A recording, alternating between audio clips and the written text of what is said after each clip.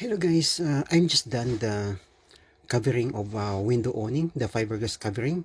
So what I'm doing now is I'm making a plastic water drip edge. So I just modify for this, I just improvise this water drip edge for this window awning.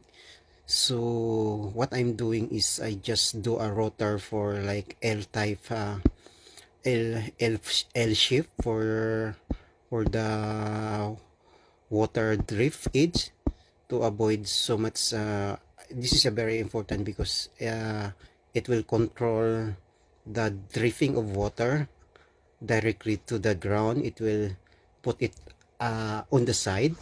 So so that's why I decided to do some L-shape water drip